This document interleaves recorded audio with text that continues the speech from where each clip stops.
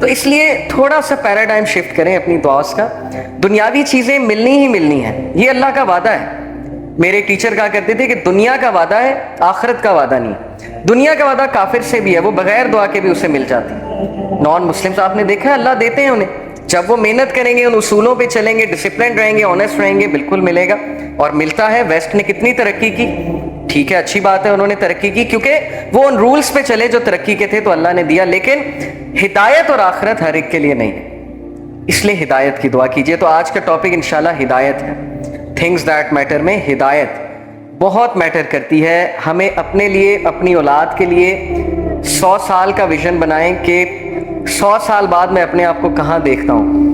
میں، میرے بچے، ان کے بچے اور ان کے بچے 100 سال بعد کیا مسلمان ہوں گے، کیا ہدایت پہ ہوں گے، کیا دین پر ہوں گے، کیا اللہ رسول کا نام لینے والے ہوں گے، دعویٰ کا کام کر رہے ہوں گے. کیا ہوگا 100 سال بعد، آپ کے مائنڈ میں کیا آتا ہے؟ یہ سوچنا چاہیے ہم سب کو. تو ہدایت کے بارے میں انشاءاللہ میں آج آپ سے 6 سائنز ڈسکس کروں گا. 6 signs that you are on ہدایہ. بہت سے لوگ جاننا چاہتے ہیں کہ کیا اللہ ہم سے خوش ہے یا ہم ہدایت پر ہیں، ہمیں بتائیں، کوئی سائنز بتائیں کہ ہم ہدایت پر ہیں. تو انشاءاللہ میں 6 سائنز آپ سے ڈسکس کرتا ہوں. سب سے پہلا سائن یہ ہے ہدایت پر ہونے کا کہ آپ اللہ کی طرف سے ہدایت پہ ہیں، کہ آپ ہدایت کی دعا کر رہے ہیں. یہ پہلا سائن ہے کہ اللہ آپ سے پلیزڈ ہے اور آپ ہدایت پر ہیں. کیونکہ جو انسان دعا ہی نہیں کر رہا، وہ دوسروں کو کہتا ہے میرے لیے ہدایت کی دعا کرو، میرے لیے ہدایت کی دعا کرو، لیکن خود اس نے کبھی نہیں کی، خود اس نے کبھی ہاتھ نہیں اٹھائے. تو آپ کا کیا خیال ہے اسے ہدایت آ جائے گی؟ اللہ یہ کہ اللہ تعالیٰ کو بہت بڑا احسان اس پہ کر دیں، کو بہت ہی اس کی بات انہیں پسند آ جائے، ادروائز بہت مشکل ہے. تو سب سے پہلا سائن یہ کہ یو آسک اللہ فار ہدایہ یور سیلف، اور اس کے لیے دعا ہے. اور وہ دعا کیا ہے؟ ربنا لا تزغ قلوبنا بعد اذ ہدیتنا وہب لنا من لدنک رحمہ انک انت الوہاب. سورہ آل عمران چیپٹر نمبر 3 ورس نمبر 8 کہ ہمارے رب ہمارے دل کو مت پھیریو جبکہ تو ہمیں اسٹریٹ پاتھ پر لے آیا، ہدایت پر لے آیا، ہمیں استقامت دیجیے.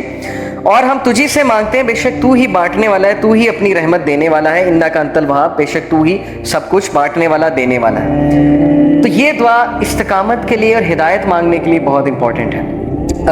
جب بھی آپ دعا کی قبولیت کے اوقات ہیں نا، جیسے رین آفٹر رین، یا سفر کے دوران، یا اذان اور اقامت کے دوران، تو اس دوران اس دعا کو ضرور اپنی لسٹ میں شامل کر لیں. بہت جامع دعا ہے کہ اللہ مجھے کبھی بھی میرے دل کو پھیریو نہ، کیونکہ مقلب القلوب اللہ ہے. اللہ کی 2 انگلیوں کے درمیان انسانوں کے دل ہیں، اور اللہ چاہے تو دلوں کو پھیر دے. اور جب دل پھر جاتے ہیں تو پھر نیکی نیکی نہیں لگتی، بدی بدی نہیں لگتی، اور پھر دل کی کنڈیشن بہت عجیب ہو جاتی. تو پہلی چیز، پہلا سائن ہے دیٹ یو آر آسکنگ اللہ فار ہدایہ. Second sign that you are turning to اللہ آفٹر سننگ. انسان کے ہدایت پہ ہونے کی نشانی یہ ہے کہ وہ گناہ کرنے کے بعد اکڑتا نہیں ہے، بلکہ اللہ کی طرف رجوع کرتا ہے، اللہ کی طرف بھاگتا ہے. جیسے اللہ نے کہا نا فَفِرُّوا إِلَى اللَّهِ، کہ بھاگو اپنے رب کی طرف، سارے کے سارے.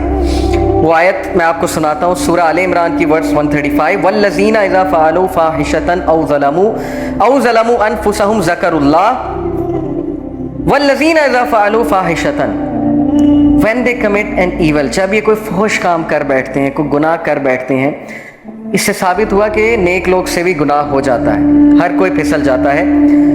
او ظلموا، اور ظلم کر بیٹھتے ہیں، انفسہم، اپنے نفس پہ، ذکر اللہ، اللہ کو یاد کرتے ہیں فوراً.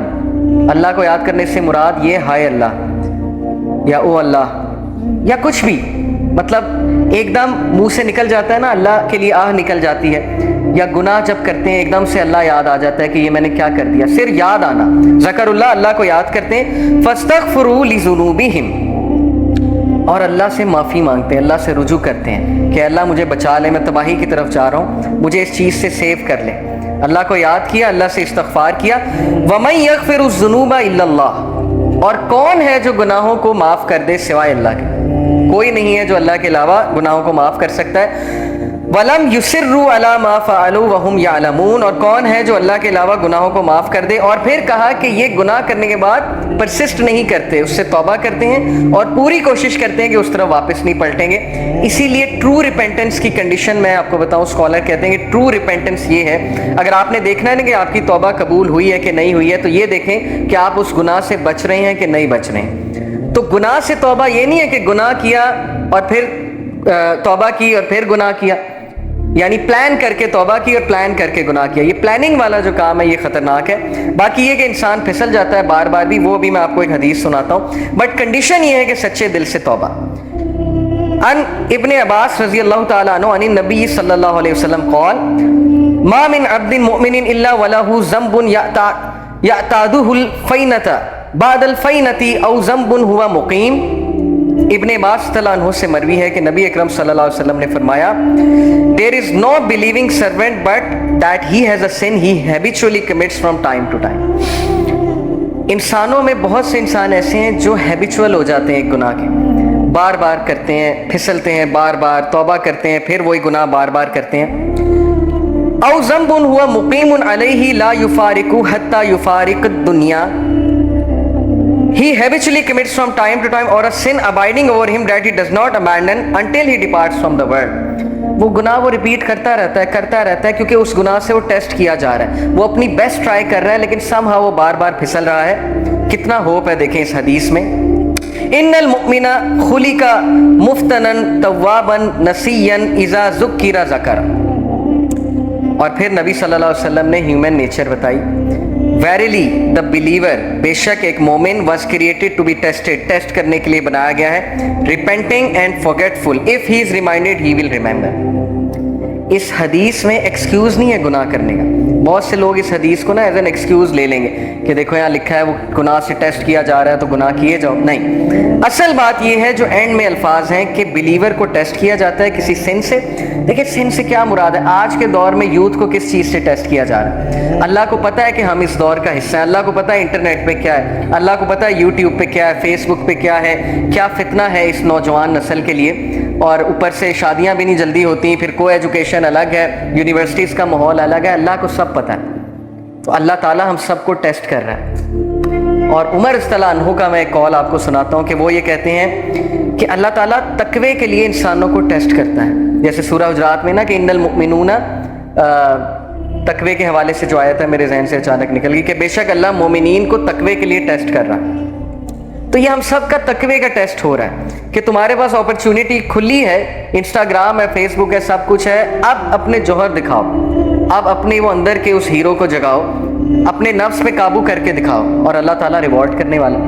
تو اس لیے بلیور جو ہے وہ ٹیسٹ کیا جاتا ہے. ہم میں سے ہر بندہ ٹیسٹ کیا جائے گا کسی ایڈکشن سے، کسی چیز سے، کسی سن سے. لیکن اللہ کو وہ پسند ہے جو ریپینٹ کرتا ہے، بار بار فورگیٹ کر جاتا ہے لیکن بار بار پلٹی کھاتا ہے. جھپٹنا پلٹنا، پلٹ کر جھپٹنا لہو گرم رکھنے کا ہے ایک بہانہ. تو پلٹتا ہے، بار بار جھپٹتا ہے، گرتا ہے پھر اٹھتا ہے، گرتا ہے پھر اٹھتا ہے. اپنے آپ کو ڈاؤن نہیں کرتا، گھٹنے نہیں ٹیکتا گناہ کے آگے، کھڑا ہوتا ہے، مقابلہ کرتا ہے. if he is reminded he will remember. اور اس کی ہدایت کی نشانی ہے کہ جب اسے ریمائنڈر دیا جائے وہ ریمائنڈر لیتا ہے، آکڑ نہیں دکھاتا آگے سے. یہ نہیں کہتا مائنڈ یور اون بزنس، تمہیں کیا تکلیف ہے، میں جو مرضی کروں. اب تو لوگ ایسے کہتے ہیں نا کہ تمہیں کیا تکلیف ہے، میں جو مرضی کروں. تو ہدایت کی نشانی ہے کہ جب اسے ریمائنڈ کرایا جائے اور ریمائنڈر اسے افیکٹ کرتا ہے. اور یقین کیجئے ہماری میچورٹی یوتھ اس کیٹیگری میں فال کرتی ہے. ہم جج کر لیتے ہیں کسی کی ڈریسنگ سے. جیسے خواتین ہیں یونیورسٹی میں، آپ کو پتہ ہے ڈریسنگ کس طرح کی ہوتی ہے. ہم انہیں دیکھ کے جج کر لیتے ہیں کہ لو جی یہ تو ڈریسنگ ایسی ہے، لہٰذا یہ تو ویسے ہی جو ہے اسلام سے بہت دور ہے. کیا پتہ آپ انہیں ریمائنڈر دیں، کیا پتہ کوئی ایک حدیث سنائیں، کیا پتہ ویسے ہی انوائٹ کریں کسی حلقہ میں، وہ کہ اللہ رسول کی بات سنیں اور انہیں افیکٹ کر جائے اور ان کا دل تبدیل ہو جائے، چینج ہو جائے. اس لیے کبھی بھی جج کسی کو نہ کریں، ریمائنڈر دیں. فذکر ان نفعت الذکر سیذکر من یخشی. نصیحت کرو دوسروں کو اگر نصیحت اس کو فائدہ دیتی ہے. جو اللہ سے ڈرنے والا ہے، جو ہدایت پہ ہے، وہ نصیحت پکڑ لے گا. ہمارا کام ہے نصیحت کرنا، ہمارا کام جج کرنا نہیں ہے. تو یہ حدیث بہت ہوپ فل ہے، بہت ہوپ دلاتی ہے کہ انسان بار بار پھسلتا ہے، گناہ کرتا ہے، فارگیٹفل ہے. انسان کا مطلب ہی بھولنے والا ہے. اسی لیے یہ حلقات، یہ ریمائنڈرز بہت ضروری ہیں کہ اپنے آپ کو بوسٹ رکھو. قرآن ڈیلی پڑھنا اسی لیے بہت ضروری ہے. جو بندہ روزانہ قرآن پڑھتا ہے، تھوڑا تدبر کرتا ہے، بچ جائے گا انشاءاللہ. بہت امید ہے کہ وہ ان چیزوں سے بچ جائے گا. تیسری نشانی کہ آپ ہدایت پر ہیں، یہ تو تھی نا کہ آپ اللہ کی طرف بھاگتے ہیں، ریپینٹ کرتے ہیں گناہوں سے. تیسری نشانی ہے کہ you see your own mistakes. یہ بہت بڑی نشانی کہ آپ ہدایت پر ہیں، آپ کا دل صاف ہے.